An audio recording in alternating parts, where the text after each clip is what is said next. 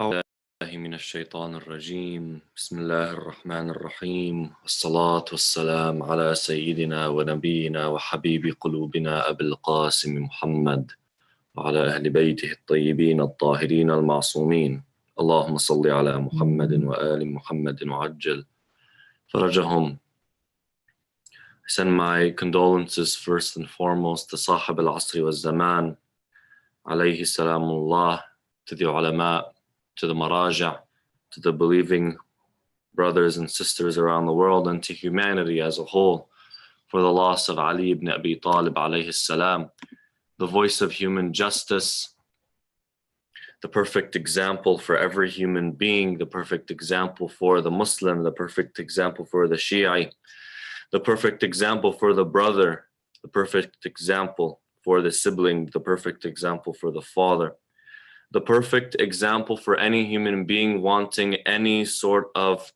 progression, completion, growth in this life. Ali alayhi salamullah. We mourn Amir al-Mu'mineen alayhi salam today, my brothers and sisters. And insha'Allah ta'ala, me and you will be sitting in front of Amir al-Mu'mineen alayhi salam in his last moments today, listening to his final will, what he had to say before he died. Before you die, my brothers and sisters, and before I die, what would we say? What would we tell our family members? What would we tell our followers, those who actually take heed to what we say and follow our every command? Let's try and listen to the words of Amir al-Mu'mineen alayhi salam in this tone. Try to understand that these are the last words of a genius, and so genius at the very least, more than a genius. And so the words that are coming out of his mouth are words that he wants to ring with us and resonate with us and stay with us our entire lives and act on them.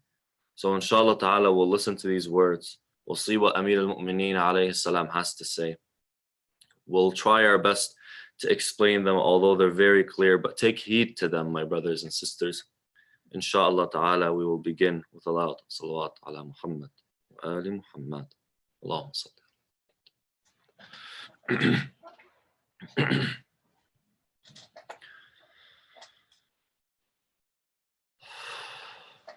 بسم الله الرحمن الرحيم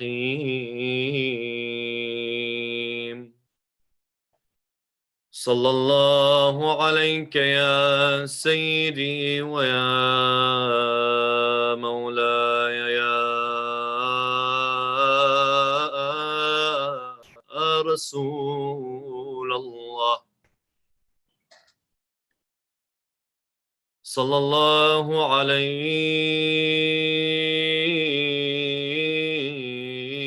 يا حبيب الله صلى الله عليك يا مولاي وابن مولاي يا أبا عبد الله الحسين يا ابن أمير المؤمنين. Peace and blessings be upon you, Ya Rasulallah. Peace and blessings be upon you, O beloved of Allah. Peace and blessings be upon you, Ya Aba Abdullah al-Husayn, son of Amir al-Mu'mineen. Sallallahu alayka ya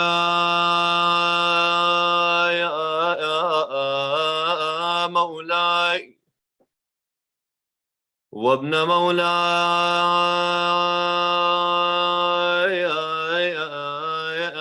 يا أمير المؤمنين. Peace and blessings be upon you, O my master and the son of my master, Amir al-Mu'mineen, the Prince of Believers, Ali ibn Abi Talib. Assalamu alayka ya Hujjat Allah. السلام عليك يا دليل أيها الدليل إلى الله. Peace be upon you. Peace be upon you, O proof of Allah. Peace be upon you, O guide to Allah. السلام على شيبك الخضيب. السلام على رأسك المجروح. السلام على دمك السائل. السلام عليك ورحمة الله وبركاته. Peace and blessings be upon the beard dyed with blood. Peace and blessings be upon the wound on the head. Peace and blessings be upon the blood that was flowing from that wound.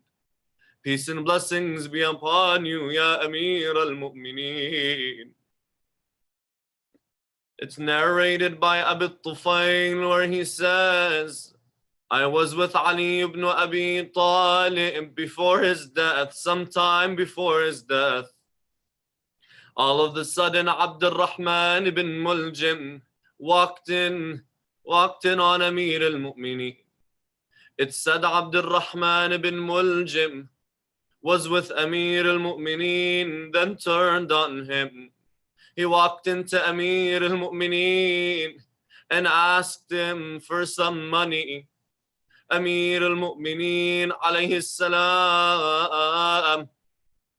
said to Abi Tufail, ما يحبس أشقاها أن يخضبها من علاها يخضب هذه من هذه وأومأ إلى لحيته.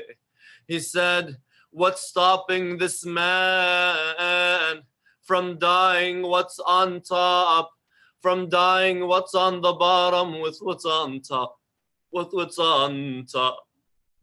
He pointed to his head and pointed then to his beard, saying, what's stopping Abdurrahman ibn Muljim from dyeing my beard with the blood of my head?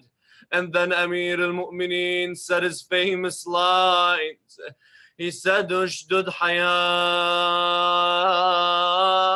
hayazimuka lil-maut فإن الموت آتيك ولا تجزع من القاتل إذا حل بواديك. Don't fear death. Make yourself ready for death. Tighten your belts for death is surely coming to you. And don't be afraid of death. If it comes into your courtyard, every human being will taste death, my brothers and sisters. And Ali ibn Abi Talib knew his death was near. That's why when Amir al-Mu'mineen walked into Masjid al-Kufa on that day, he walked towards Abdurrahman ibn Muljim, looked at him sleeping on his stomach. He said to him, Allah hates such a sleep, for it's the sleep of the shaitan. And I know what you're hiding. I know what you have under your stomach. You're going to commit an act that will shake the world, that will shake the skies. لا حول ولا قوة إلا بالله العلي العظيم. إنا لله وإنا إليه راجعون. For the love of Amir al-Mu'mineen, قائد الغر المحجلين إلى جنات النعيم. صلوا على محمد وآل محمد.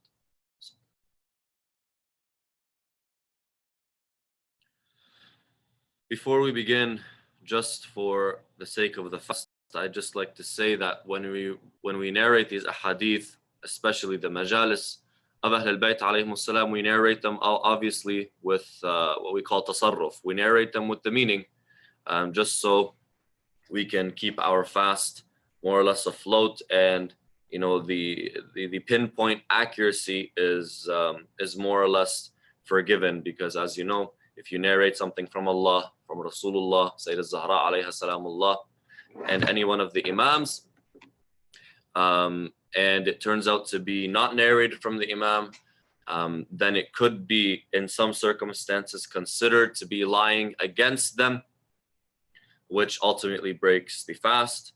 Now, if you didn't know, that's a little bit different, but out of ihtiyat, precautions, out of precautionary measures, my brothers and sisters, I just want to make that disclaimer. Sallu ala Muhammad wa ali Muhammad.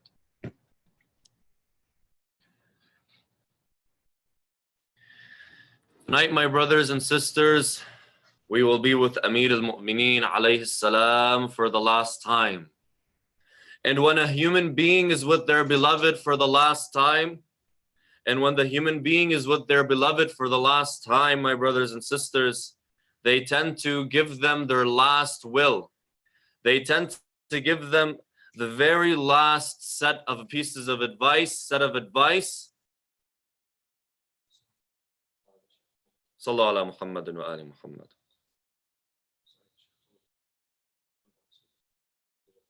I can't do it. Sallallahu ala Muhammadin wa ali Muhammad.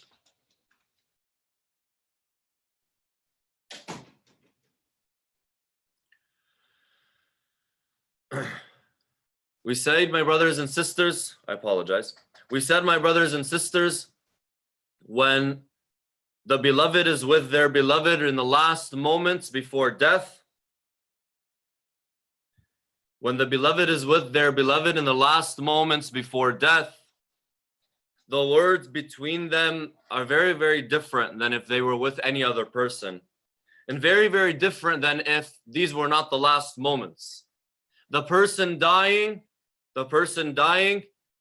is more or less giving the last piece of advice. The person dying is speaking of the most important things to him or her, more or less going over the goal of their life and trying to pass on that endeavor for those that will live on after them. And so you found throughout history, human beings that were dying showed their true colors at death, told the people of what they considered to be important. If they were musicians, they spoke of their work and told those that were there to keep their work going and allow it to live on. If they were artists, they did the same. If they were leaders, their wills, their last statements pertain to the goal that they were trying to achieve as the leader, their political goal. The author, the normal worker, the family man, the father, whoever it may be, their last words, my brothers and sisters, paint you a clearer picture of who they are. Paint you a clearer picture of who they are. And so, my brothers and sisters, the same way we analyze Ahlul Bayt alayhim salam throughout their lives, and we see the choices they made in specific situations and try to emulate them, and by seeing the decisions they made and how they reacted, we understand how they are and try to understand how they are, rather, because you can't fully understand the ma'soom, and try to mirror that. Also, my brothers and sisters, at their death, their final words and their wills not just help us practically, rather they paint you a picture of who this person was, more sometimes than how they reacted when they were alive. Because Amir al-Mu'mineen alayhi salam, in an instance where, for example, he's dealing with a certain person, and we get the narration. Well, we get that narration in that specific time. What happened before and what happened after, we don't necessarily know. So Amir al-Mu'mineen might have reacted to this person, said something to this person, chose to say something to this person in that moment. Maybe keeping some more words, or keeping what they say the target message for later on a one-on-one conversation with that person, for example. And that one-on-one conversation may not have been narrated in the books. Not to say the ahadith that we have are not clear in their context. No. But if we want to paint a full picture, of how Amir al-Mu'mineen spoke, of how Amir al-Mu'mineen used to think, of what Amir al-Mu'mineen used to think about the most, then go to the final moments, because after that moment, there's no more communication with Amir al-Mu'mineen and his people. And so all there is on his chest, he will come forward and say and present it to you. So if you want to know the Ma'soom, the clearest, in the clearest of ways, in the most apparent of ways, with no other variables, more or less covering aspects of their personality for certain wisdoms that they themselves, alayhimussalam, saw, go to their final moments. And that's why the will of Amir al-Mu'mineen to Imam al-Hassan, to Imam al-Hussein, to his family, his children, is one of the most important pieces of text. Most important pieces of text, religious and non-religious texts, that a human being can pick up. For Amir al-Mu'mineen alayhi salam was a role model, not only for the Shia, but for the Muslimin. And not only for the Muslimin, for religious people. Not only for religious people, for humanity as a whole. And not only for humanity as a whole, as a being in this envelope of existence. As a being in this envelope of existence. We're going to pick a few lines. Read them, my brothers and sisters, and I'm no one to explain the words of Amir al-Mu'mineen alayhi salam. The words of Ali alayhi salam are clear. We'll read them together. Benefit from them together. But afterwards, I want you guys all to do something, my brothers and sisters. For the love of Amir al-Mu'mineen alayhi salam. For the love of Amir al-Mu'mineen alayhi salam, do this. After the majlis, when you're sitting alone, after you pray, in tomorrow's Laylatul Qadr, as it's mustahab to gain knowledge in Laylatul Qadr, pick up your tablets, pick up your phones, pick up your laptops, and go online and type the will of Imam Ali to Imam al-Hassan. It's translated. Read it all, from the beginning to the end. Read it, my brothers and sisters.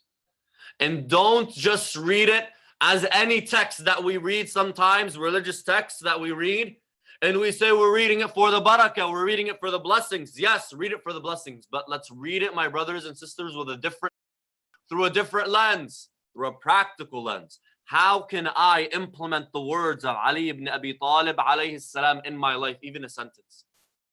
Even a sentence. So we will begin with this excerpt of the wasiyah, of the will, with the loud salawat ala Muhammad wa ali Muhammad.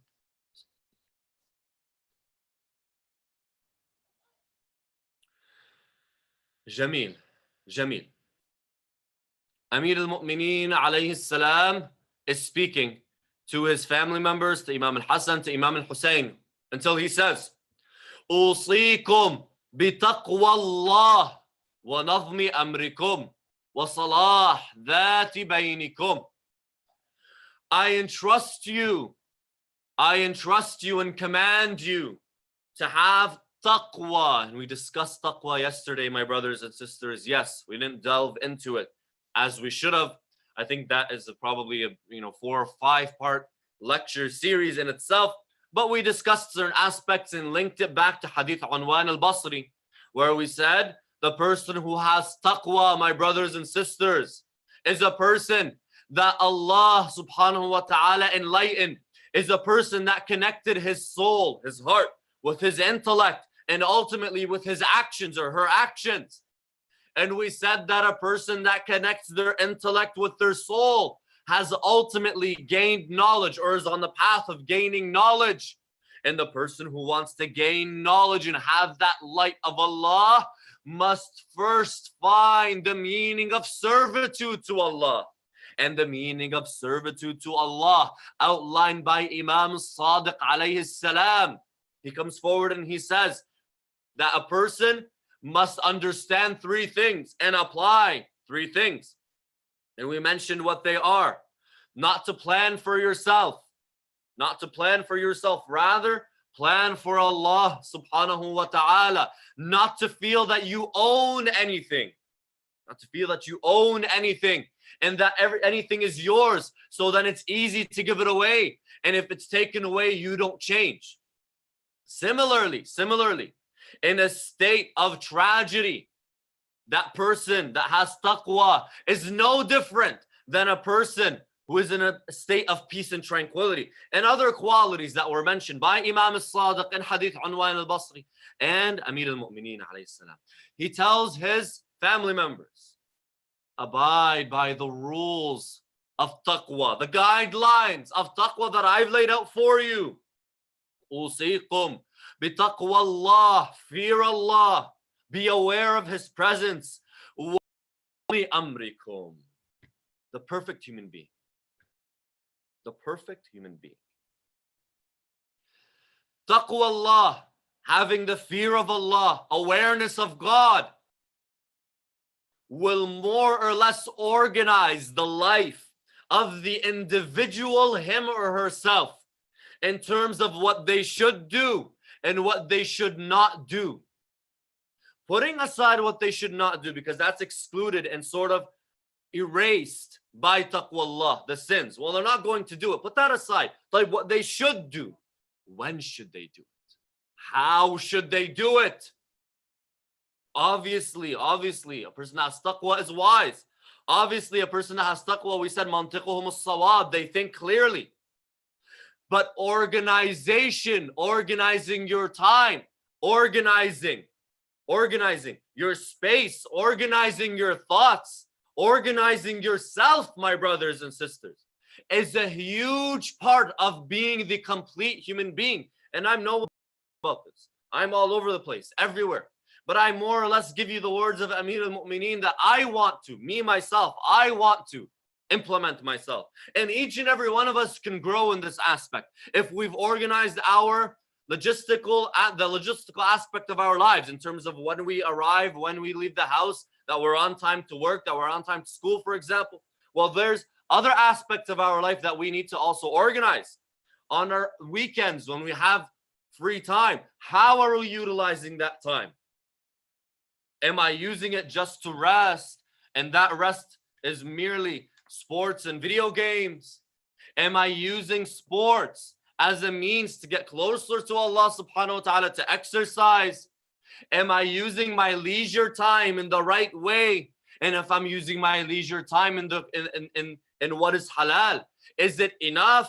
Is it too much? Is it too short? For example, my space, the space that I occupy, is it organized within itself? This is something that I need to work on.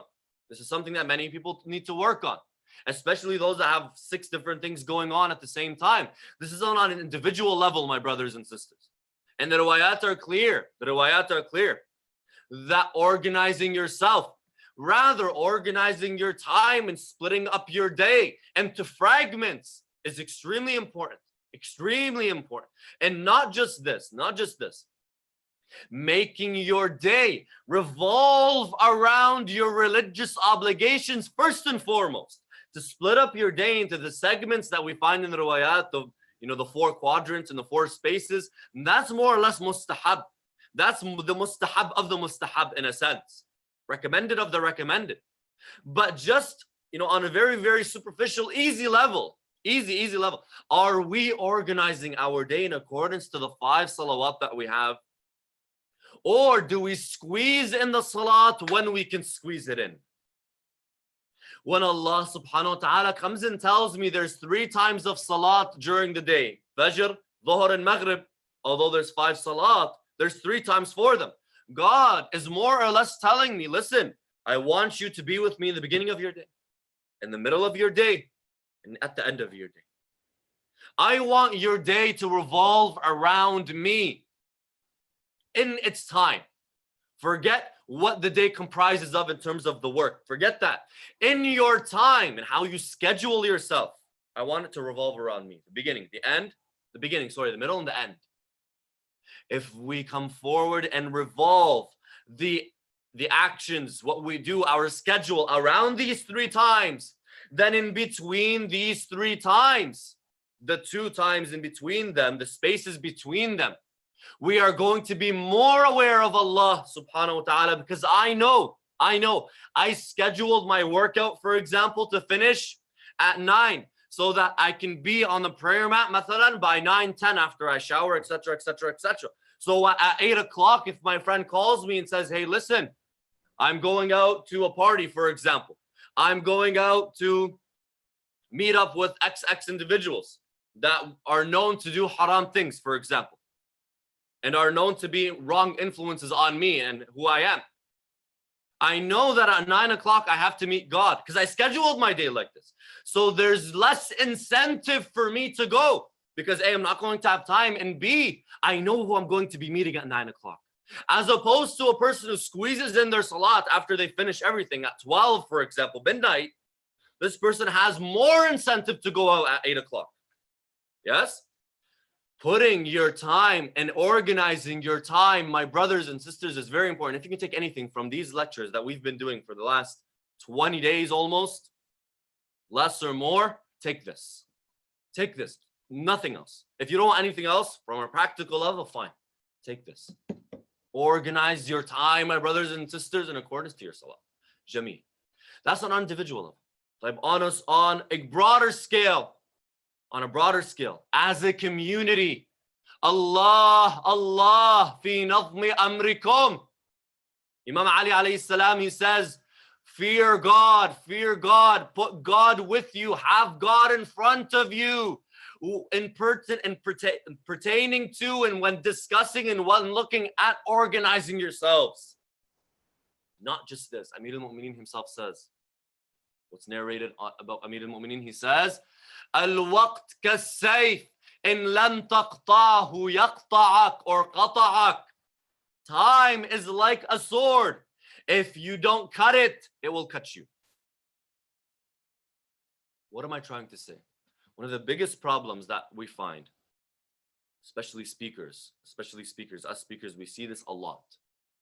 One of the biggest problems we find is the majlis says it starts at 7. 7. That's when the majlis is supposed to start, 7 p.m., for example. Starts at 7:15 and 7:30. And everyone comes at 7:30 because they know the organizers are not going to start until 7:30. And not just this, Quran starts at 7:30. And by the way, we prolong Quran 30 minutes, half an hour, 15 minutes for more people to come in, not because we want to read the Quran. And some of you guys are smiling and laughing because we know that this happens in our majalis. It says 7 o'clock. We start 7:30, and the person reading Quran is told to take long in Quran. Why? So people can come in. So people can arrive. Is the Quran a buffer zone for us? Is Quran just a means to kill time so people can come and take their seats and listen to the khatib? Isn't the Quran the most important part? Why is it being used as a buffer zone in our majalis? Put that aside. Why is the majlis starting at 7? And why have we trained the people? We trained our people to come late. Because when they came on time, they waited for half an hour. Brothers and sisters, the simplest of things is what differentiates between a person following the footsteps of Ali bin Abi Talib and the person not following the footsteps of Ali bin Abi Talib. And the simplest of things differentiates between a person that Sahib al-Amri wa Zaman wants in his government and a person that he doesn't want in his government. You can pray and fast and do all of these things, and a lot of people pray and fast and do Salatul Layl, fine. What's the difference between this one and that one? This one comes on time and he tells you 7 o'clock, he's there at 6:55. That's the difference between him and him, or her and her. This person comes at 7:15. He tells you 7, but he comes 7:15.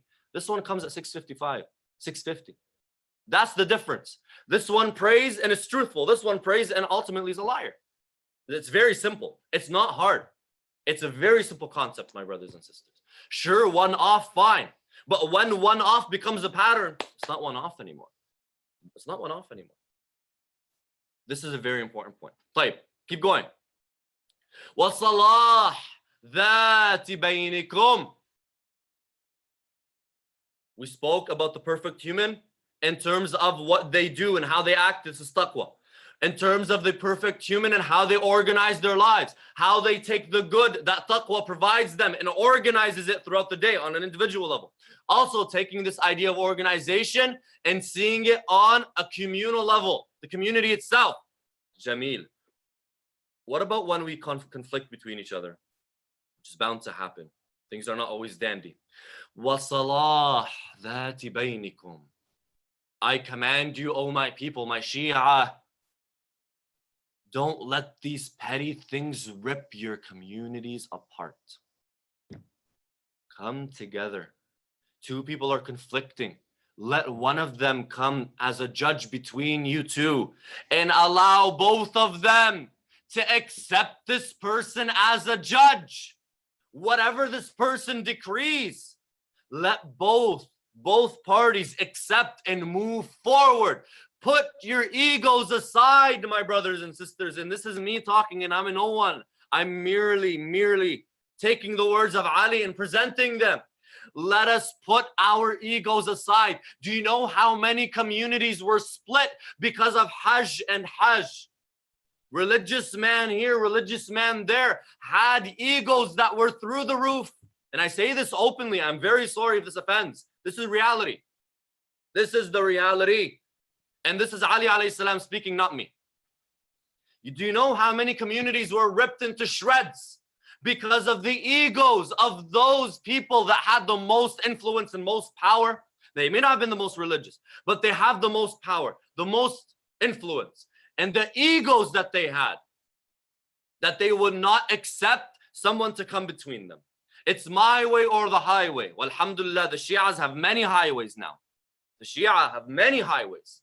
In one city, there could be 50 plus highways. Well, alhamdulillah. Having more Husayniyat, more majalis is great. But not when they're conflicting and fighting with each other.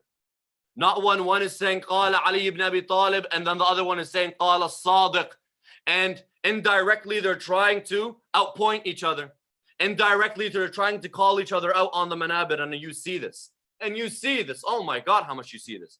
This one uses the quote of Amir al-Mu'mineen to call out somebody else from another community. This one uses the quote of Amir al-Mu'mineen to call out somebody else in the community until it gets to a point where they're calling each other Yazid ibn Muawiyah. And I've seen this. I've heard this. He is Yazid. He is Yazid. He calls him, you are Yazid ibn Muawiyah. So you're swearing to him religiously. It's a religious swear word. It's like, brothers and sisters, bringing peace between two sides. It's not one-sided. Rather, it's three-sided in a sense. One side is the opposition, or one side is more or less the plaintiff. The other side is the defense. The two conflicting sides themselves, the two parties. And then the third side is the person coming between. All three of them need to work together. All three of them need to work together. And those on the side, we as people on the side, not inside the conflict, we sometimes are the driving force for this conflict, although we don't stand with one or the other. Why? Because we don't try to come between them. We say, no, allow them. They are the elders of the whatever, the institution. No, that's not how it works. Ali alayhi salam says, come between them, bring them together. Why, ya Ali? فَإِنِّي سَمِعْتُ رَسُولُ اللَّهِ يَقُولُ. I heard Rasulullah on his deathbed. He's reminding me and you. صلاح ذات البين أفضل من عامة الصلاة والصيام. Bringing two conflicting sides together is better than all of the prayer and the fast that a person does. Because the point of these different types of worship to Allah is to ultimately create a community that is not conflicting, a community that is all one hand, one message, one goal. That's what this worship is about. If I'm worshiping and you're worshiping, we are all following the same message. Why are we conflicting? And we conflict, it's normal. We may change, have a difference of opinion on how we want things to move forward. But that difference of opinion should not take us away from the message. The message that we are praying for and fasting for. If we're conflicting over that message, then what's the point of fasting and praying? What does it mean anymore? وَإِنَّ الْبُغْضَ حَالِقَ الدِّينِ حَالِقَةُ الدِّينِ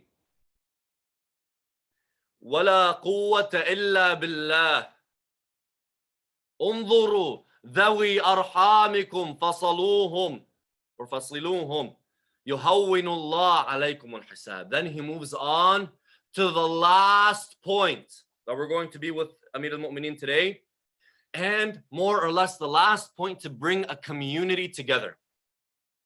We spoke about a person between themselves in terms of what they should or should not do. Then we spoke about how a person should organize themselves and how a community should organize itself.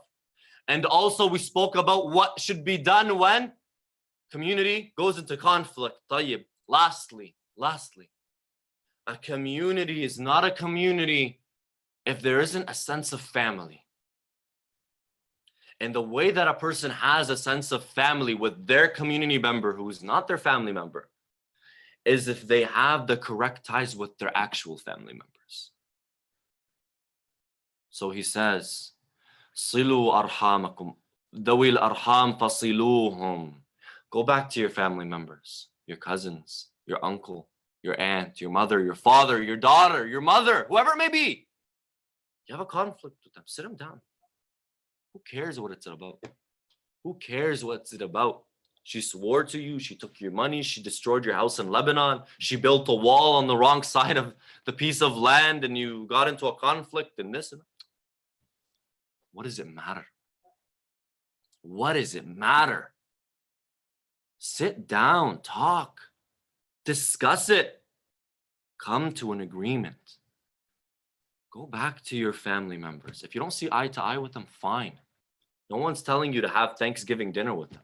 No one's telling us to sit down and see them every single week. No one's saying sit down with them and see them every month. If you can, fine. But if you can't, you just can't get along. No problem. Call them. Call them.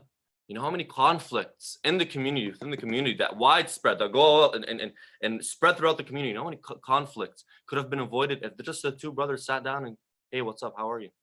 That's it. You know how many conflicts could have stopped and could have been avoided between communities? These conflicts that ripped apart communities, ripped apart entire communities, would have ended with a simple phone call. Hey, put the past aside. How are you, man? How's everything? Eid Mubarak. Literally, Eid Mubarak. How's everything? I hope the kids are fine. I don't want more than that. Like our conflict, put it aside. Put it aside for now. I hope everything's well. That's it. That phone call would have saved an entire community. And I'm telling you, when I say this, I'm not exaggerating.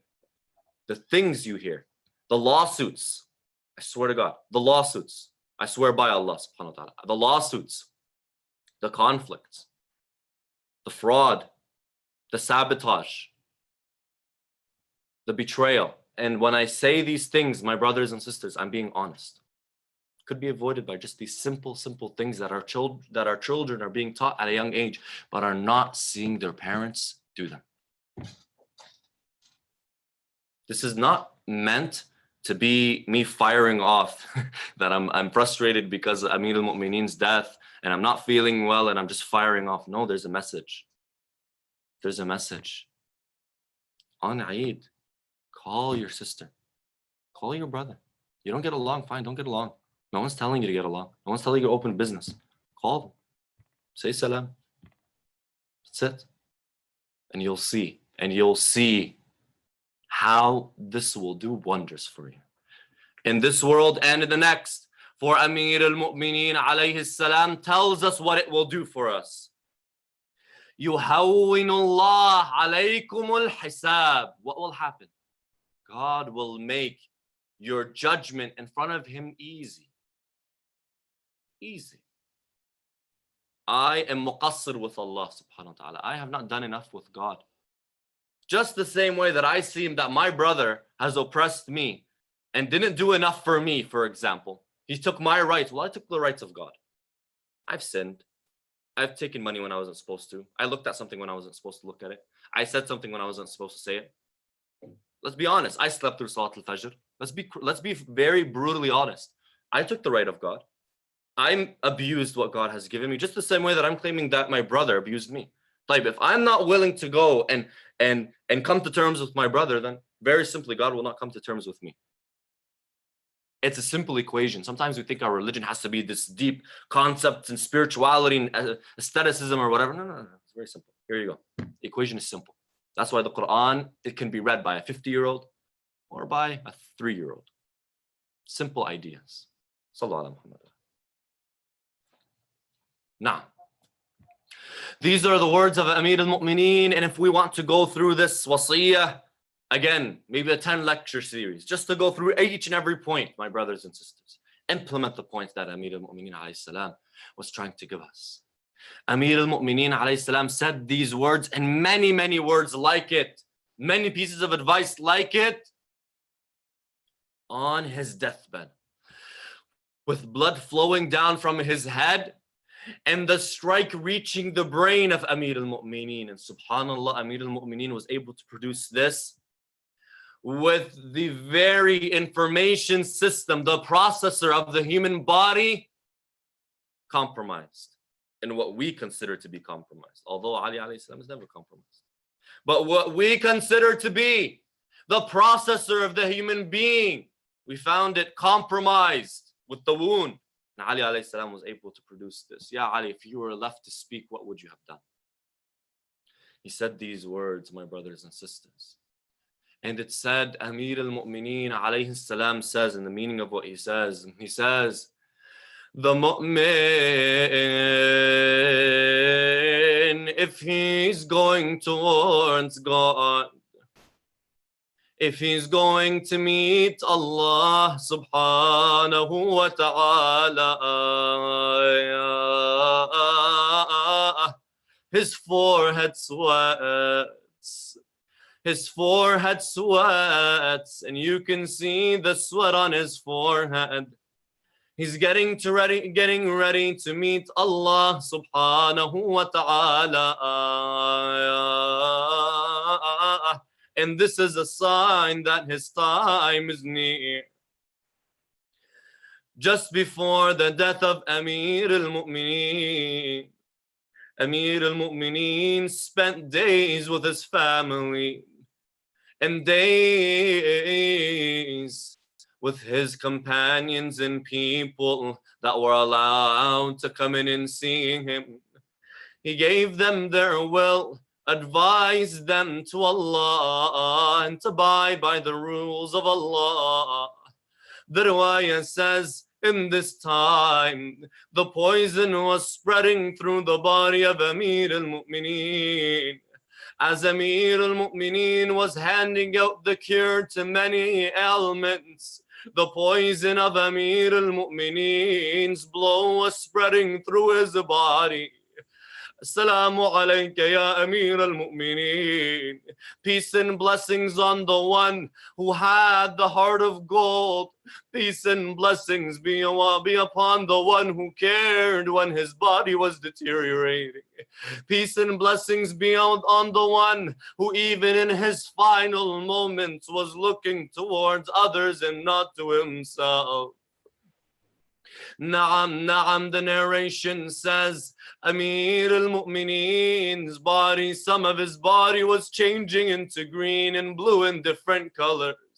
The poison was spreading through the body of Ali ibn Abi Talib, and the wound was still open but wrapped. The riwayah says, Amir al-Mu'mineen's face was pale, just as pale as the white cloth on his head. Ya Ali, Ya Ali. It said he spoke to Imam al-Hassan, gave him his will, gave Imam al-Hassan his sword and his books, and told Imam al-Hassan to give them to Imam al-Hussein at his death. Then Amir al-Mu'mineen alayhi salam looked at his family members. He looked at his children. He said to them, أستودعكم الله جميعا سددكم الله جميعا. I leave you with Allah, all of you. We are your children, Ya Ali. Yeah, we're listening to you, Ya Ali, all of us. I leave you to Allah, all of you. Saddadakumullah jami'an. May Allah protect all of you. Wa hafidhakumullah jami'an. May Allah protect all of you. Allah khalifati alaykum wa kafa billah khalifa. God is the one I entrust you with, and He is the best one to entrust with. The riwayah says he kept on saying Subhanallah, Alhamdulillah, La ilaha illallah, Allahu Akbar, remembering Allah subhanahu wa ta'ala, until the forehead of Amir al-Mu'mineen began to sweat. Amir al-Mu'mineen then faced Qibla. Ajarakumullah. He said, Ashhadu an la ilaha illallah. وحده لا شريك له وأشهد أن محمدا عبده ورسوله رفقا بي يا ملائكة ربي. O angels of Allah, be easy on me. ثم عرق عرق جبينه وسكن أنينه وغمض عينيه وأسبل يديه. His forehead began to sweat. His hands went limp. He shut his eyes. He put his feet out. And Amir al-Mu'mineen left this world. رحم الله من نادى وعلي يا سي علي. Scream for Ali. رحم الله من نادى والمظلومة وعلي يا وسيدا. لا حول ولا قوة إلا بالله العلي العظيم. إنا لله وإنا إليه راجعون. سيعلم الذين ظلموا أي منقلب ينقلبون. العاقبة للمتقين. Ya Allah, we ask you, Ya Allah, by the right of Muhammad wa Ali Muhammad, accept this majlis from us. Accept this majlis from us, Ya Allah. Accept our amal, Ya Allah. Accept our fasting, Ya Allah. Accept our salat, Ya Allah. Forgive us for our sins, Ya Allah. Give us what we desire in this month. Give us our worldly desires and the desires of the hereafter, Ya Allah.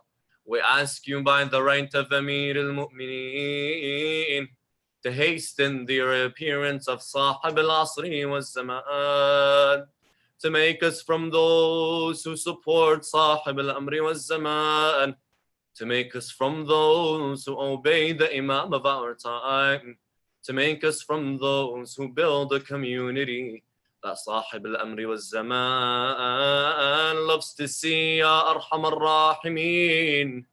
We will recite Surah al-Mubarakat al-Fatiha for the mu'mineen, the mu'minat, the shuhada, the ulama, our maraja, our scholars, before it allowed salawat ala Muhammadin wa ali Muhammad.